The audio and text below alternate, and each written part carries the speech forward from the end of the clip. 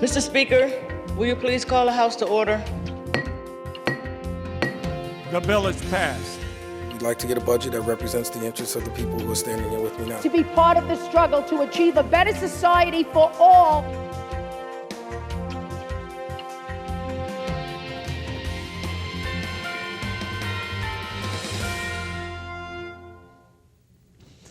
Hi, I'm Assemblyman Tom Abinanti. I represent the towns of Greenburgh and Mount Pleasant and all of the communities enclosed in those two towns.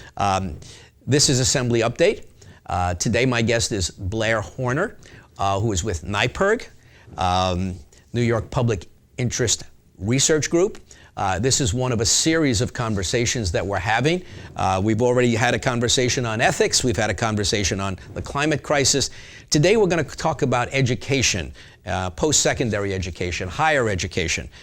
This, I know, is one of the prime concerns of NYPIRG. Welcome, Blair. Nice to see you. Thanks again. Thanks back. Thanks for coming back. Let's summarize real quick. What is NYPIRG? For those who haven't seen the other two in this series, if they're seeing this one first, what's NYPIRG? Remember them. NYPIRG is a nonpartisan, not-for-profit. We advocate before the state legislature and state government. We have chapters on college campuses, 17 college campuses across the state, and we have a community wing where we have tens of thousands of New Yorkers who are part of our membership. And we try to advocate on environmental issues, consumer protection issues, higher education, government accountability, healthcare. We've been doing it for about 50 years. Now, you have a big part of your organization is college students. So I take it that the way our education system is framed and how we pay for it is a big interest to a lot of the people who make up your organization. Yeah, as I mentioned earlier, we have 17 colleges and universities where the students have voted to join NYPIRG, New York Public Interest Research Group. They are in the State University of New York system, the City University of New York system, and on some independent colleges as well. And the concern always from a sort of a student perspective is, can they afford to go? And then the second issue is, are they getting a quality education? And I think in the State of the State address, the governor correctly identified that the state university system is facing a terrible sort of financial crisis, plummeting enrollment across the board. For the four-year public colleges and for the two-year community colleges, they've been hemorrhaging student population over the past decade. Some schools have lost as much as 50% of the enrollment that they had 10 years ago. And you have the same number of buildings, faculty, parking lots, people to cut the grass, and yet the student component is a big financial component, and that's dropped off dramatically. And so I think that one of the big issues in the state budget this year is going to be, what does the state do to stabilize the higher education sector in New York? Do you have any idea why the population has been dropping? Well, no one's really studied it, and hopefully when you guys get under the hood on the budget, you'll sort of take a look at this. Part of it, I'm sure, is demographic. The New York State's population has been aging. It's been that way now for decades. And there has been a movement of younger adults out of the state, and you couple that with the sort of clampdown on immigration policy. You haven't had a lot of immigrants coming into New York like we used to have, and so that ages the population. So some of it is that, and some of it is the deliberate policy of the state to make it more expensive to go, and not to have the financial aid programs to offset those costs for lower income eligible students. And the state has done what it can, has pulled back on resources for the institutions themselves. And so they needed to rely more on tuition.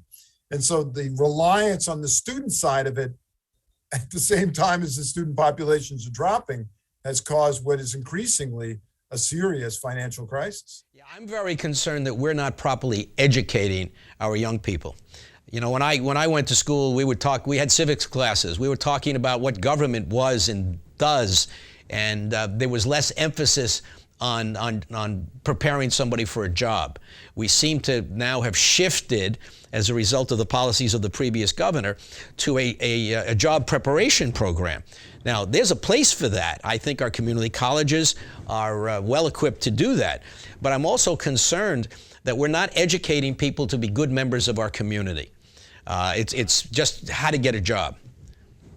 Well, and in fairness, Assemblyman, when you went to college, there were only 13 colonies to keep track of. The country's gotten a lot bigger since then. I'm not that old.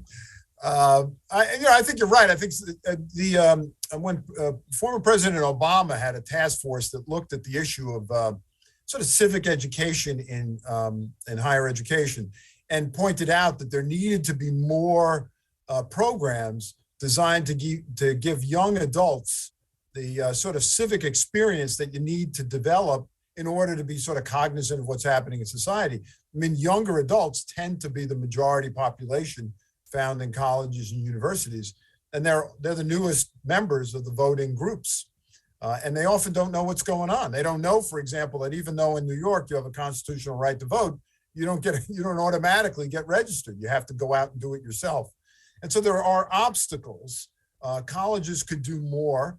This year, one of the issues that your House will address, for example, is a requirement. It's passed the Senate. The governor said she supports it, to have polling places on all college campuses that have dorms to help encourage students to participate. So I think you're right. There's a lot more that needs to be done. And it can't just be done in the classroom. It can't just be done in internships run by the administration. It has to be from student activities themselves. When you went to college, there were, the civil rights movement, the Vietnam War. There was a lot of reasons why young men in particular are paying close attention to public policy. And so it makes sense then, but we need to ensure that it's happening now.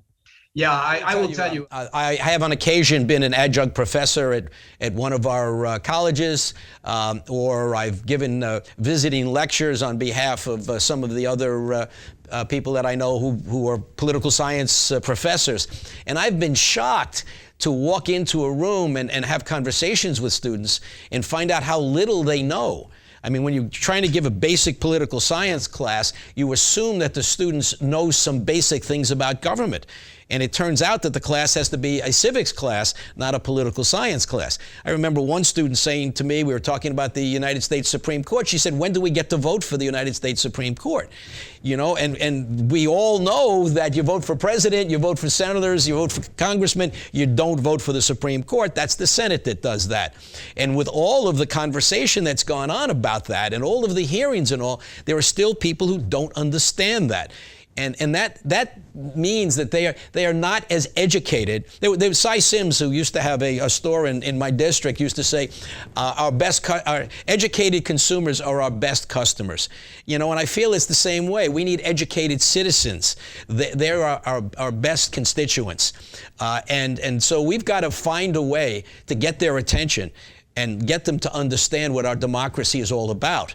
Otherwise, we're at possibly at the brink of losing our democracy if we don't have well-educated citizens.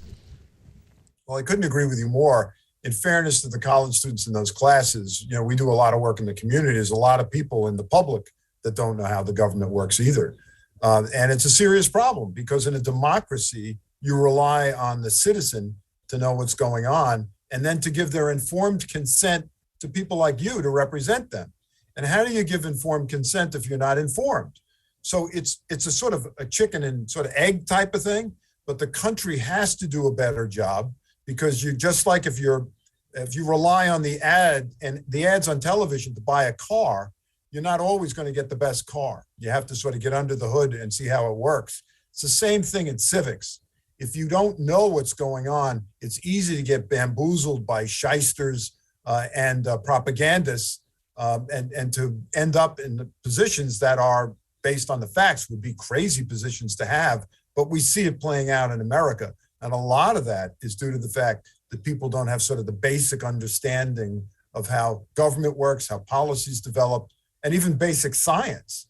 So higher education is a critical tool, not only for the economic future of the state, but for the civic future of the state and the country as well. Well, how do we make college affordable, or how do we make higher education? I don't want to say college. My belief is that everyone should have some kind of preparation to be a good citizen and some kind of preparation to get a job. And a big piece of that is the higher education system, whether they're going just for a few courses or whether they're going for 4 years. How do we make that affordable for people? There was a time when the City University of New York was free and the State University cost very, very little. Now they're expensive. How do we make that affordable? I mean, you're right. I mean, the question of attending college shouldn't be one about how much money you have in your bank account. It should be how much you have in between your ears. Unfortunately, that the public policy on that has been at odds with what I just said.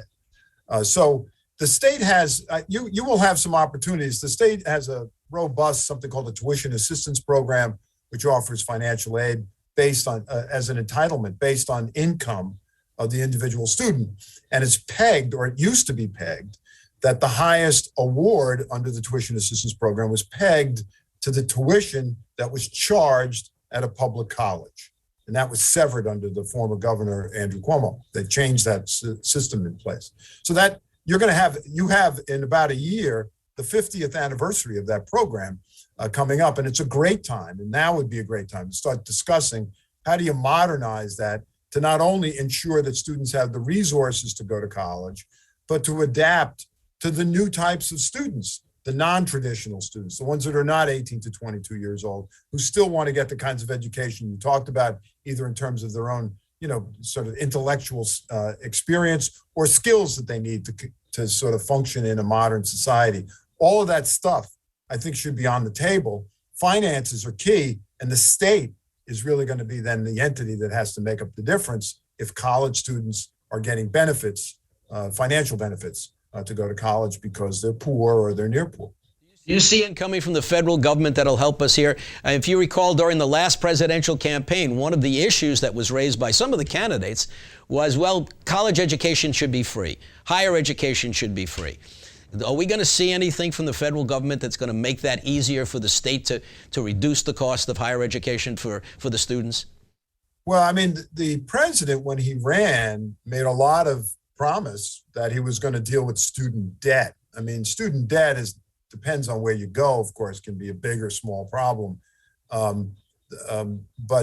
in New York State, it's around the student that graduates has around a $30,000, if they have debt, it's around $30,000 in outstanding debt, and that can limit their future purchasing decisions and career choices. So I think, will the president deliver on that? I don't know, right? I mean, there seems to be a logjam anytime you try to do anything with the budget reconciliation process, at least after the first one. So we'll see. I don't know. I don't know what the Congress is going to do. There are Pell Grants, which are sort of similar to TAP in terms of the tuition assistance program, which could help. The feds, though, are going to have to come up with some dough. And the president even talked about free community colleges. So let's assume for the moment the Congress and the president can't get their act together. Safe assumption. It's up to then the state lawmakers to do what they can to boost up financial aid, cap the financial exposure for college students, and provide support to public institutions that are destabilized by the policies over the past 10 years. Well, I'm looking forward to with you and your student lobbyists on attacking this problem and seeing if we can make some progress. We have a new governor. We have a governor who hopefully is going to be listening to what the students have to say. I'm looking forward to working with you and see if we can turn things around here and get us off into a better direction. Thank you for joining us. And I want to thank all of those at home for joining us on Assembly Update. If you have a problem that we can help you with in my office, please don't hesitate to call 914-631-1605. This is Assembly Update. I want to thank Blair Horner from NYPIRG for joining us today. Very interesting conversation. If you have anything that you'd like to add, don't hesitate to reach out to my office. Look forward to speaking with you again, Blair. Thank you very much. And thank you all for joining us.